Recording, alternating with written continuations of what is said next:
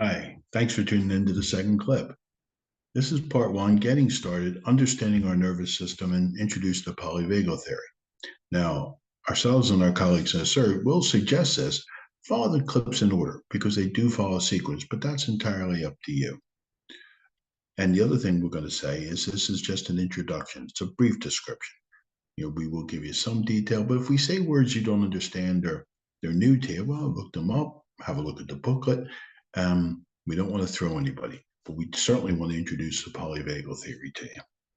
So to get started, understanding the nervous system, and I think one of the best ways I've seen to describe the nervous system is use Dan Siegel's hand model of the brain because it's really useful. Well, I find it useful, and it's got the spinal column coming up, and then basically there's loads of parts of the brain. Let's not give them big names, but you can think of two parts.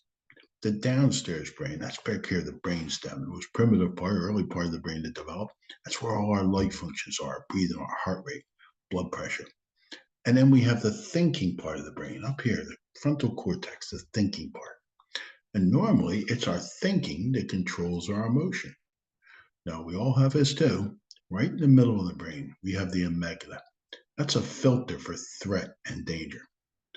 We'll take in what our senses are picking up, what we're hearing or seeing or feeling and touching. And if we feel any threat or danger, the amygdala picks that up. Will then send a signal to another part of the brain. We will get stress hormones, cortisol, adrenaline, noradrenaline, and that mobilizes us. That gets us into action and bypasses, turns off the thinking part of the brain. Really useful way to describe the brain, but well, there's more than that. Let's dive a bit deeper. And our nervous system was built for survival. Now, the autonomic nervous system, there's a word that may be new. Well, the autonomic nervous system controls that body, what's going on inside the body, mostly involuntary. We don't have to think to breathe or digest our food or our heart beat our heart. And part of that autonomic nervous system, well, there are two branches. The sympathetic nervous system, when that threat detector picks up threat, danger, that the sympathetic nervous system mobilizes. That's responsible for that fight or flight. We're going to mobilize, bypasses thinking, like we said. But the parasympathetic nervous system, that's another part. That calms us down. That's responsible for calming. Now they work together to protect us. And what we said earlier, our nervous system was built for survival. It's evolved as human beings evolved. And it's completely natural. It's not based on choice, it's based on survival.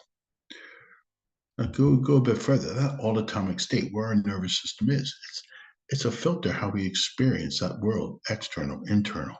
And sometimes what triggers our states is often outside our conscious awareness. It can be a bit unpredictable. So how do we react to that? And that's why emotional regulation is really important. So in this work, we want to introduce the polyvagal theory. That was developed by Stephen Porges and enhanced by the work of Deb Dana. And as mammals, well, human beings are mammals. We adjust to levels of safety and danger and threat. Think about this example. You walk into a party, you don't know anybody. You're a bit nervous, a bit shy. And you're watching people laugh and joke, and you're sitting there, and I wonder, your heart might start beating a bit faster. You're getting a bit anxious. You're breathing a little bit rapid, and maybe you'll just head over to the buffet food and start eating. Somebody comes over to you, warm handshake, welcome with a smile and a friendly face. We're going to pick that up. Our nervous system calms down. But if we get stuck in a reaction that leaves us feeling unsettled, well, that can cause us a bit of difficulty. The polyvagal theory does give us some tools to deal with that. And we can think about our autonomic nervous system like steps on a ladder. Top of the ladder, we feel safe and connected. But if our nervous system picks up threat, we drop down into that fight or flight response in the middle of the ladder. And if that doesn't work, part of the parasympathetic nervous system to help us survive, to calm us, is to freeze, to flop, to save our energy to come back later. We're up and down that ladder all day long. It's not an option, it's a sequence. And one of the challenges you're going to have with polyvagal theory is the language it uses. So I'm going to go slow through that. We're going to finish with a tool to help you get words in this that will work for you. Now, part of our nervous system, and this was real learning for me a few years back, it's the role of the vagus nerve. Now, what is the vagus nerve? Come back to the brain. It's the longest nerve in the human body. runs from the brainstem down past the ears, past the vocal cords, and vagus is Latin for wander. It literally touches all our organs, and its job is to bring signals from the body up to the brain and back down. But it's like a superhighway. It's got 4 lanes coming up, bringing information up, but has 1 lane coming back down.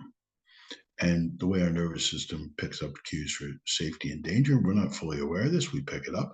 Well, if our breathing becomes rapid, our heart starts beating faster, our muscles tighten, the body picks that up, sends it to the brain. And how well the vagus nerve works. The vagus nerve is part of the parasympathetic nervous system. The vagus nerve is working better. Well, we calm down from stress quicker. That's your vagal nerve at work. They call that vagal tone. Now, why this really made sense to me, because for years, and some of the tools we have helps people look at the thinking part of the brain, how we think more negative with that negative bias. Well, also, how do we calm the body? And we really do need both approaches to help us build on that self-regulation. So let's dive deeper and see if this might just help us. Now, what's this all saying? For years, we thought 2 branches of our autonomic nervous system was our sympathetic and parasympathetic. But according to Stephen Porges and the Polyvagal Theory, well, it actually has 3 branches. And here's where these words aren't necessarily in our vocabulary. The ventral vagal branch, that's part of the parasympathetic nervous system. That's responsible for how we engage with people when we feel safe, but switches off when we sense danger. And another part of that sympathetic nervous system is that activation when we pick up stress and danger and we feel that threat. That's the sympathetic nervous system. The dorsal vagal branch, part of the parasympathetic nervous system, that's responsible for that immobilization. When we feel that being overwhelmed or sense of real urgency or danger, we shut down and we collapse. It's part of that ladder, up and down. Now, the polyvagal theory is telling us our body is constantly scanning for safety and danger. That's the way it works. And our nervous system that will respond in that hierarchical way. Either we feel safe, connected, top of the ladder, we're in fall back down when we pick up that stress and danger in that fight or flight, or we flop and flees in that dorsal vagal. That's a way to survive. The goal of this, we're up and down that ladder all day long. The goal of this is to recognize where we are. A regulated nervous system notices a need for safety and connection. When we start dropping down, how do we find our way back up? So the goal of this work for regulation is flexibility. With flexibility, we're going to create a more regulated nervous system, being aware of our thinking, feelings, emotions, behavior, but also our energy states. Okay. And a useful description of this that I'd like to think of, well, it's like a car. The sympathetic nervous system is like the gas pedal that mobilizes, gets it going. But the brake is like the parasympathetic nervous system that slows us down. Nice way to think about this. What about our gears? That's where polyvagal theory comes in. Using our gears to speed the car up when we need to or slow it back down when we need to. Let's learn how to use the gears to our advantage. Now, what can make polyvagal theory a bit challenging is the language it uses. It uses words that aren't necessarily in our everyday vocabulary. And here's one, neuroception. Neuroception is a term Stephen Porges coined. It's the way the body scans for that outside, threat and danger. It's constantly scanning for it. It's outside conscious awareness. It's like we have a natural built-in smoke detector for threat, and it shifts the body up and down that state. When we move down the ladder, well, we lose contact with the thinking part of the brain. And the other thing that does get a little complicated is the steps on that autonomic ladder. And it was Deb Dana that coined that term, the autonomic ladder. Now, if we're in that ventral vagal state, we feel safe and connected, top of the ladder. That's where we feel engaged, connected, safe. But that sympathetic nervous system, that fight or flight, we're fueled with stress hormones, we're ready for action. We may need to be mobilized or protect ourselves. But the dorsal vagal state, that's when we shut down. That immobilization. Think about a turtle drawing its head into the shell or because you feel unsafe, frozen, numb. And I did learn, through this and looking at this work, well, I know how I respond to conflict. Somebody shouts at me, my first reaction is I freeze.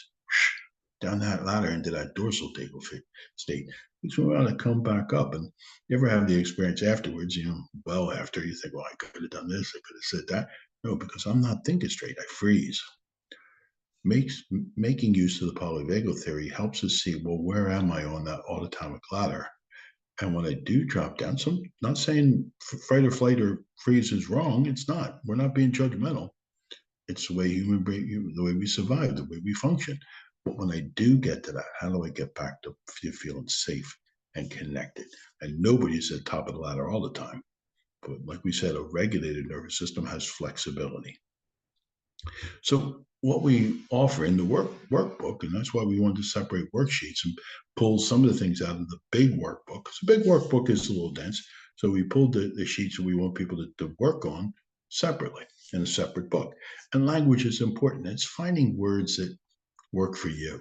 The autonomic nervous system, well, we could call that the cruise control of the body. There's a sympathetic nervous system. That's that fight or flight. And I think a lot of people have that in their heads. Neuroception, that smoke detector. The ventral vagal state, and you could give it we're going to do some work later on in the next part about just putting maybe a color or a name or an animal related to. How do we get a name that works for us for the ventral vagal state, feeling safe and connected? That's fight or flight response, or the dorsal vagal state where we shut down. The vagal tone, well, how well our vagus nerve is working. So it's finding words in this that work for you. Now, thanks very much. It turned into the second clip. Third clip, well, let's move on to just get a little bit more comfortable with getting to know our nervous system. That's going to take a bit more thought and a bit more work. Go on the website. You can download the booklet and the worksheets. And we hope that if you want to dive deeper, the workbook might give you a little bit more information, a little bit more understanding of what we're talking about. But my colleagues in ASCERT and I both agree, having this work visually might help a lot of people, because reading may not be everybody's style of learning. They'd rather hear it and listen to it. So thanks very much for turning into the second clip. We're hoping you find it helpful, and we hope you move on to the third. Thanks very much.